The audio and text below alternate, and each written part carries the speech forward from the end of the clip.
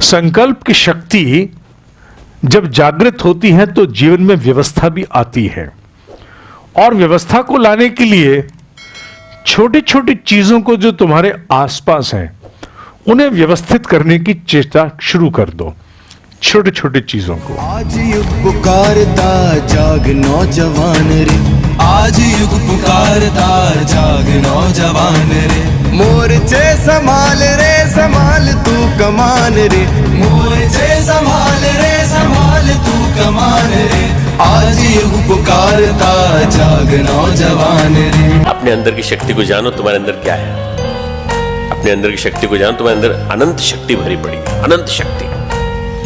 आप उस शक्ति को पहचान गए जिस दिन, उस दिन आपके अंदर का महामानव पैदा हो जाएगा, और वो महामानव आपसे इतने असंभव काम करा लेगा जिसको आप सोच भी नहीं सकते।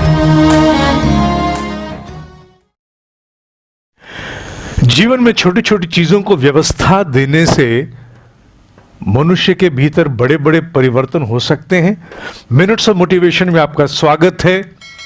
आज का विषय हमने यही लिया है। पावर ऑफ संकल्प की चर्चा चलती रहेगी, पर उसमें आने वाले बहुत सारे विषय हैं।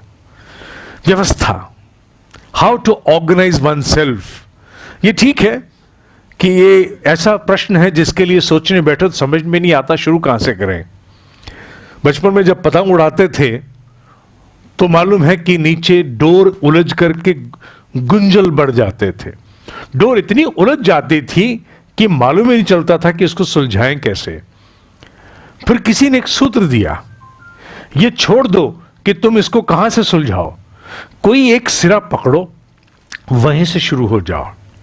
सिरा हाथ आना चाहिए, चाहे वो कहीं से आए। और कई बार ऐसा भी होता था कि सिरा नहीं मिलता था, तो मैंने ये भी देखा कि बहुत से लोग बीच में से तोड़ के सिरा बना देते थे। चलो let's start from here and start solving it. और ये ठीक है कि जो सिरा जिसको मिल जाए ठीक, नहीं मिले जो सिरा बना भी ले। सिरा माने one end of a thread, जो धागे का एक हिस्सा है, इसको पॉइंट को सिरा कह सकते हैं।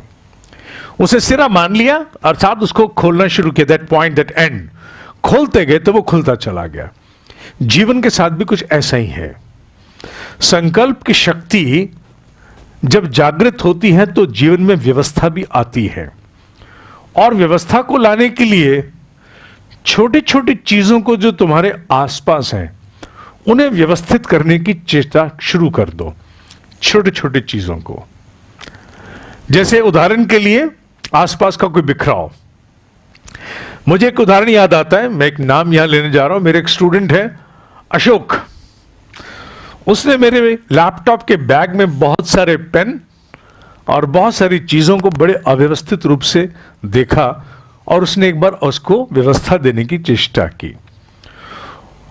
कुछ दिनों के बाद मेरे अभ्यास में था कि मैं चीजों को फिर से निकालता रखता था, वो फिर अव्यवस्थित हो गई।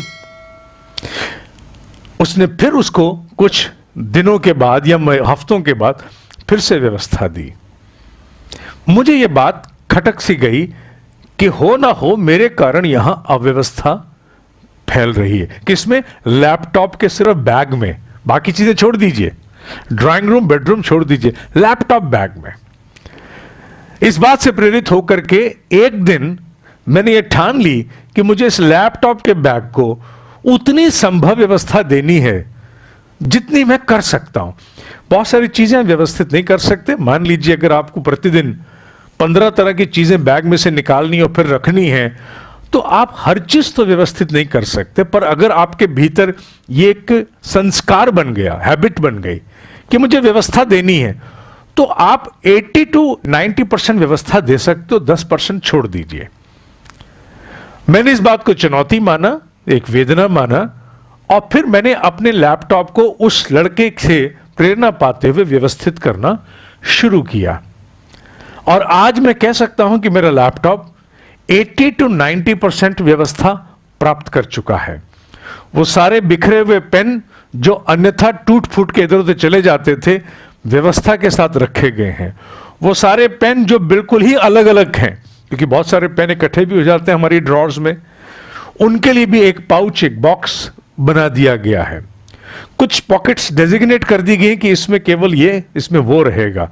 यहां ताले रहेंगे, यहां वो रहे, क्योंकि लैपटॉप बैग अधिकांशतः हम लोगों के लिए, हमारे लिए एक ऐसी किट बन जाती है जिसमें हमारे छोटे छोटे टूल, छोटी छोटी आवश्यकता की चीजें, और खास तौर पे अगर आप ट्रेवलिंग में रहते हैं तो आपका लैपटॉप आपके लिए पूरी की पूरी, जिसे कहा जाए, एक बैकएंड लेबोरेटरी से बन जाती है जिसमें आप बहुत कुछ ले जाने की चेष्टा करते हो। यह सच है, पता नहीं विश्व में है कि नहीं, कहीं अन्य, इंडिया में बैक ऑफ द माइंड में रहता है, कभी जरूरत पड़ गई तो।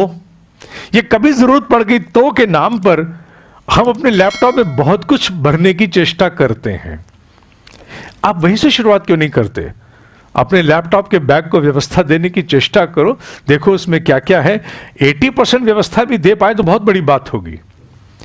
लैपटॉप से बात शुरू होती है, बात कपड़ों तक आती है, आपके इस्तेमाल की जाने वाली चीजों तक आती है, और फिर धीरे धीरे इन छोटी छोटी बातों से बढ़ करके वही व्यवस्था आपके अपने कैरियर पर भी आती है।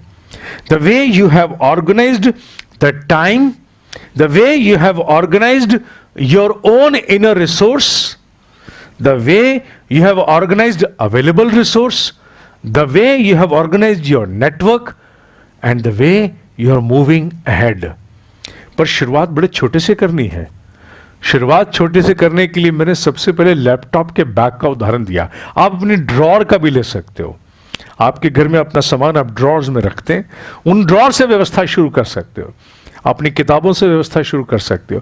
स्टार्ट फ्रॉम समवेयर, क्योंकि जिनको नहीं करना होता, जिन्हें आज का काम कल पर टालना है, उनके लिए तो केवल इतना ही ख्याल बहुत है कि आज का काम टालना है, चलो व्यवस्था देते हैं।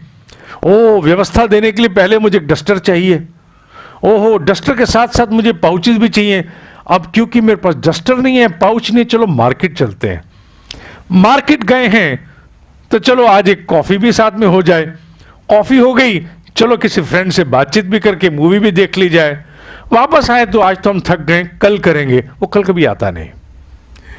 जो लोग आज का काम कल पर टालते हैं, उनके लिए इस व्यवस्था को प्राप्त करना बहुत मुश्किल है। व्यवस्था केवल उन्हीं को प्राप्त होती है जो पैर पकड़ के नाउ, राइट नाउ, अभी इसी वक्त करना है, शुरू हो जाते हैं, उन्हें व्यवस्था मिल जाती है। अगर तुम अपने जीवन में व्यवस्था लाना चाहते हो, start from anything which is small. बड़ी चीज के लिए कूदने की जरूरत नहीं है, और इस नाव का इस्तेमाल करो, राइट नाउ। कुछ भी व्यवस्थित करना शुरू करो तो देखना धीरे धीरे छोटी छोटी चीजों के माध्यम से व्यवस्था तुम्हारे जीवन के अनेकों पक्ष पकड़ेगी। व्यवस्था तुम्हारे टाइम को पकड़ेगी, तुम्हारी एनर्जी को पकड़ेगी, तुम्हारी नेटवर्किंग को पकड़ेगी, तुम्हारे ऑब्जेक्टिव्स को पकड़ेगी, और धीरे धीरे सब कुछ जो तुमसे जुड़ा है उसको अपने व्यापक स्वरूप में लेना शुरू कर देगी। मिनट्स ऑफ मोटिवेशन में हमारी यात्रा ठीक इसी प्रकार नए विषय के साथ आगे बढ़ेगी। मिलते हैं अगली मिनट्स ऑफ मोटिवेशन की सीरीज में, तब तक के लिए धन्यवाद।